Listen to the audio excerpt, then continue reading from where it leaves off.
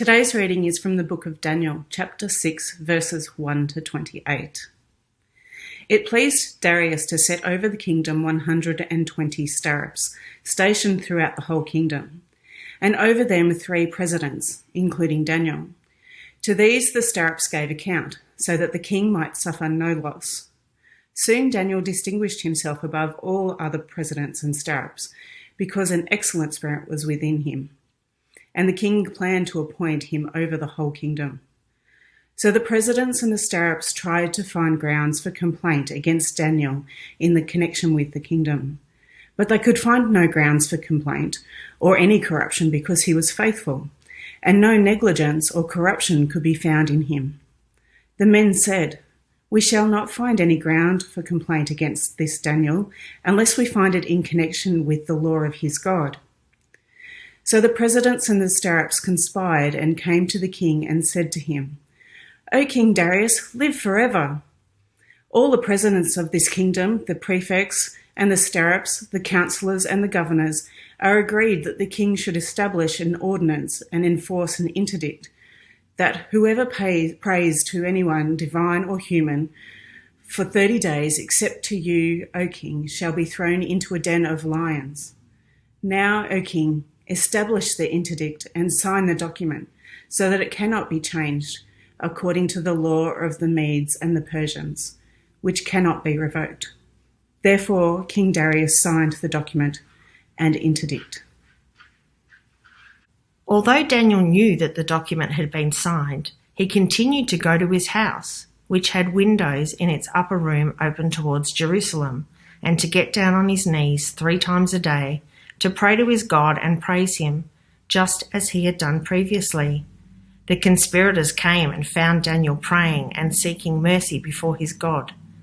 Then they approached the king and said concerning the interdict, "O king, did you not sign an interdict that anyone who prays to anyone, divine or human, within 30 days except to you, O king, shall be thrown into a den of lions?" The king answered, "The thing stands fast, according to the laws of the Medes and Persians, which cannot be revoked." Then they responded to the king, "Daniel, one of the exiles from Judah, pays no attention to you, O king, or to the interdict you have signed, but he is saying his prayers 3 times a day." When the king heard the charge, he was very much distressed. He was determined to save Daniel, and until the sun went down, he made every effort to rescue him.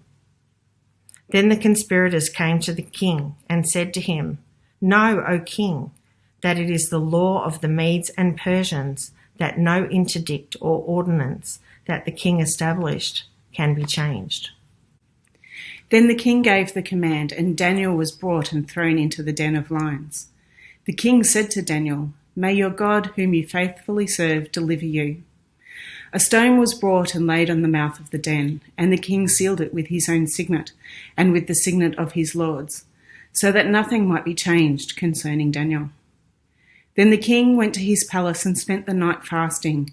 No food was brought to him, and sleep fled from him. Then, at break of day, the king got up and hurried to the den of lions. When he came near the den where Daniel was, he cried out anxiously to Daniel, "O Daniel, servant of the living God, has your God, whom you faithfully serve, been able to deliver you from the lions?" Daniel then said to the king, "O king, live forever.